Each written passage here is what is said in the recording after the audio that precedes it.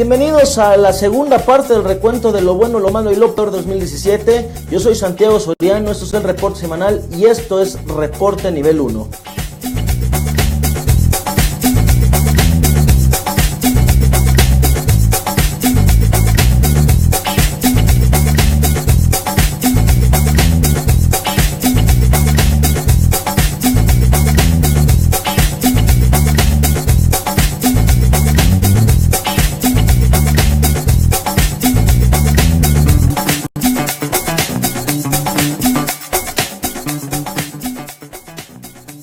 En caso de que no hayan visto la primera parte de este recuento, vean el video anterior a este que está reproduciendo en este instante, donde hablamos de los primeros 6 meses del año de este 2017 y ahora seguiremos con los meses posteriores. Entramos a la segunda mitad y comenzamos con julio de 2017. 17 de junio de 2017, Javier Duarte de Ochoa por fin regresaba a México después de haber sido capturado en Guatemala en abril. El exgobernador de Veracruz llegó a México procedente de este país centroamericano, acusado de los delitos federales de lavado de dinero, delincuencia organizada, y de ahí, después de llegar a México, fue llevado de inmediato al reclusorio norte de la Ciudad de México, donde hasta el momento permanece y sigue preso en espera de una sentencia. El proceso contra Duarte aún no se acaba.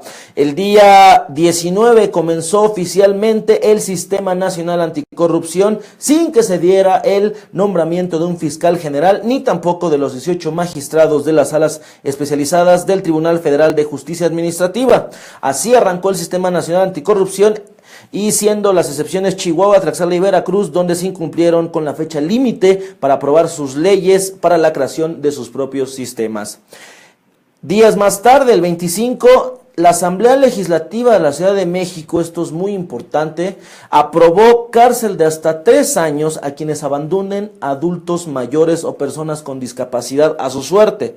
De esta forma también se castigará también a aquellos que impidan su integración a la sociedad, los discrimine, explote o ponga en riesgo su persona, bienes y derechos.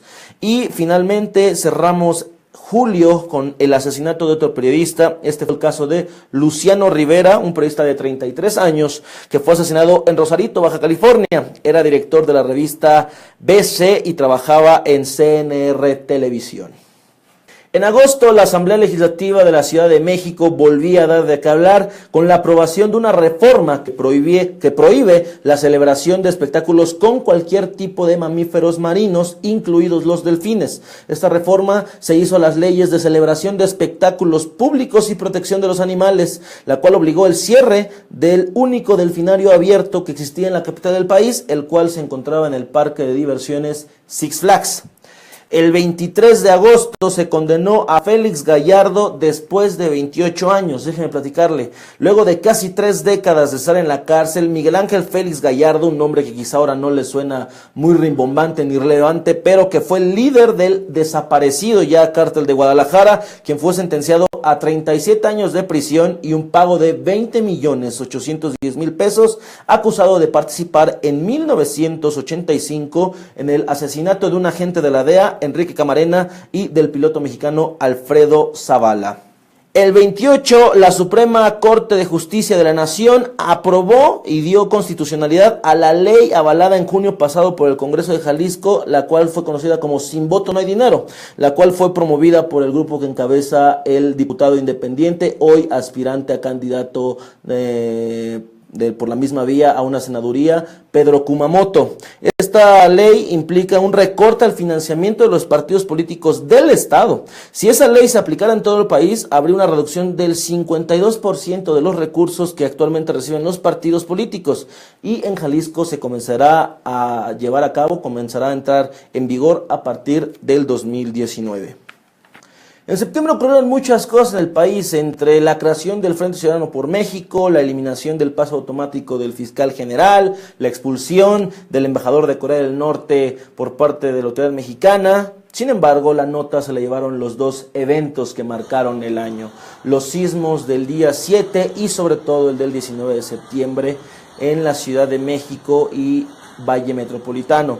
El día 7 de septiembre, en las costas de Chiapas y Oaxaca, se registró un sismo de magnitud 8.2. Según cifras oficiales, hubo 102 víctimas mortales en total. Por otro lado, en Oaxaca, más de 110,000 inmuebles resultaron con daños considerables y 57,000 viviendas deberán ser reconstruidas, mientras que en Chiapas se contabilizaron 53,395 negocios y viviendas dañadas.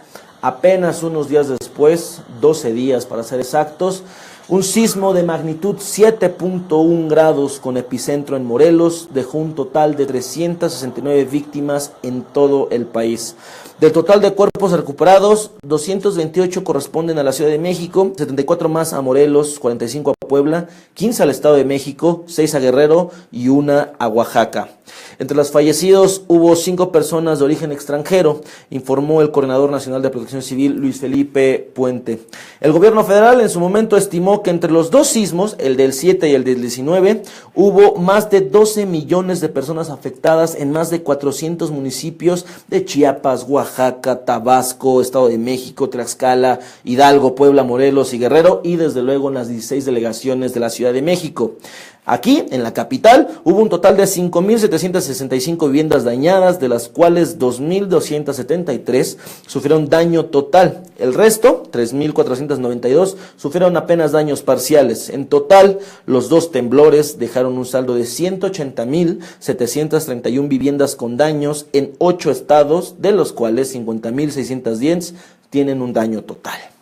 No obstante, la empatía ante el dolor fue el gran protagonista en estos dos hechos que marcaron el país, y que sobre todo el 19, no tanto, no se nos malinterprete, no porque sea más importante la capital del país, sino porque ocurrió 32 años después, justamente el mismo día del terremoto de 1985, que cuentan quienes lo vivieron y padecieron, aunque se pareció mucho en cómo se sintió la intensidad del movimiento, no fue nada comparado con el nivel de tragedia, destrucción y muerte que dejó en aquel momento. Hoy, a más de 3 meses ya de la tragedia, México sigue en el proceso de reconstrucción y todavía se sienten los daños, todavía se siente el dolor y todavía se siente el clamor por respuestas ante los hechos que dejaron a gente sin su patrimonio conformado por décadas de trabajo y quienes lo perdieron todo en solamente unos cuantos minutos, los minutos que duró este sismo que nos sorprendió a todos y que cimbró a México. Sin embargo, esto lo podemos tratar como lo peor y lo mejor de este 2017, pues ante la tragedia salió a relucir esa solidaridad que nos caracteriza como mexicanos y que nuevamente nos unió como ciudadanos de un mismo país, que ante la tragedia no nos abandonamos y no nos sabemos hacer menos. Esto fue lo más relevante de septiembre. Obviamente octubre, que todavía quedó marcado por los sismos de septiembre. En octubre se comenzaron con las labores de reconstrucción, la repartición de recursos y obviamente los censos también ya habían estado tomando forma para determinar cuántas personas habían sido afectadas, quiénes lo necesitaban y cómo se habría de comenzar con el proceso de reconstrucción. Sin embargo, las noticias no descansaron y siguieron dándose múltiples hechos relevantes. Tal fue el caso del día 6, cuando Margarita Zavala anunciaba formalmente su salida del Partido de Acción Nacional para registrarse como aspirante a una candidatura independiente, en una franca muestra de ruptura dentro del partido que entonces lideraba Ricardo Anaya Cortés. Así pues, comenzaba el camino de Margarita, la ex primera dama de México, hacia la candidatura que actualmente pues parece ser que sigue encaminada en obtenerla, pues encabeza junto a Jaime Rodríguez Calderón del Bronco la obtención de firmas como candidatos independientes. El día 6, ese mismo día, caía el octavo, sí, 8 ya, el octavo gobernador por peculado y corrupción. Este era el caso de Eugenio Hernández Flores, ex gobernador también de Tamaulipas, quien fue detenido en la Ciudad de México por agentes de la PGR. Después de esto, el juzgado segundo penal le dictó un auto de formal prisión y está acusado de peculado y lavado de dinero. Otro exgobernador caía el octavo. En noviembre, ya hace poquito, esas quizás les suenen más recientes, más conocidas, pero no por eso vamos a excluirlas. Resultaba que el día 21 de noviembre se incrementaba 8 pesos al salario mínimo, esto a través de la Comisión Nacional de Salarios Mínimos, que informó que a partir del 1 de diciembre, hace ya unos días, el salario mínimo pasaría de 80 a 88 pesos con 36 centavos. Según, de acuerdo con declaraciones del propio presidente Enrique Peña Nieto, eso no se trató de un ajuste menor y celebró la decisión de la Comisión Nacional de Salarios Mínimos. Obviamente, varias voces se mostraron inconformes desde la iniciativa privada y también varios actores políticos, como fue el caso del jefe de gobierno Miguel Ángel Mancera, quien señaló que aunque esto representaba un avance importante, aún era insuficiente para cubrir las necesidades básicas de los mexicanos, y él se mantuvo su propuesta de elevarlo a al menos hasta 94 pesos como salario mínimo. Y el día 28, lo que aquí platicamos en muchas ocasiones, y incluso un servidor le pudo anticipar con una semana previa, José Antonio Meade, el entonces secretario de Hacienda y Crédito Público, también secretario de Desarrollo Social y también secretario de Relaciones Exteriores y también secretario de Energía en otras administraciones, el pentasecretario como se le conoce normalmente en el círculo político, era elegido como, en términos legales y oficiales, precandidato del PRI a la presidencia de la República en 2018. A ya casi un mes de distancia de que se confirmara su precandidatura, hoy Meade encabeza la alianza electoral PRI, Partido Verde y Nueva Alianza, y sigue compitiendo en esta precampaña que acabará en febrero, para que en marzo comience oficialmente la campaña electoral para llegar a la presidencia de la República, cuya elección será el 1 de julio de 2018. Y el día 30 de noviembre, se aprobaba la Ley de Seguridad Interior. Esto fue hecho por el Pleno de la Cámara de Diputados, que aprobó en lo general con la mayoría priista y los votos del Verde, Encuentro Social y Nueva Alianza esta legislación de seguridad interior para regular el uso de las Fuerzas Armadas en tareas de seguridad pública. El documento después fue llevado al Senado de la República, donde también se aprobó. Después fue turnado hacia el Poder Ejecutivo, es decir, el presidente Peña Nieto, quien la promulgó, pero dejó en manos de la Suprema Corte de Justicia la decisión sobre si es constitucional o no, y definir el futuro de esta Ley de Seguridad Interior, que también mencionó no hará uso de las facultades que le da hasta que sea la Suprema Corte quien decida. Diciembre arrancaba el último mes del año, y esto quizá también le suene mucho más reciente. Resulta ser que en los primeros días, el 6 y el 7, había 2 cambios en el gabinete del presidente Enrique Peña Nieto. Eran los siguientes: tras el destape, renuncia de José Antonio Meade a la Secretaría de Hacienda. En la Secretaría de Educación Pública, Aurelio Nuño renunciaba a su cargo para ser relevado por Otto Granados, exgobernador de Aguascalientes. Nuño renunció para ser coordinador de la precampaña de José Antonio Meade. Al día siguiente, el exdirector general hoy del Instituto Mexicano del Seguro Social, del IMSS, Miquel Arriola, renunciaba para sumarse como precandidato a la jefatura de gobierno de la Ciudad de México por este mismo instituto, por el PRI. Así pues, se daban los, hasta el momento, últimos cambios en el gabinete del presidente Peña Nieto, para después dar paso a una serie de definiciones políticas que ocurriría entre el 7 y el 10 de diciembre, y me refiero a la definición de alianzas, coaliciones, candidatos, precandidatos, rupturas, no rupturas, y esto fue lo que pasó.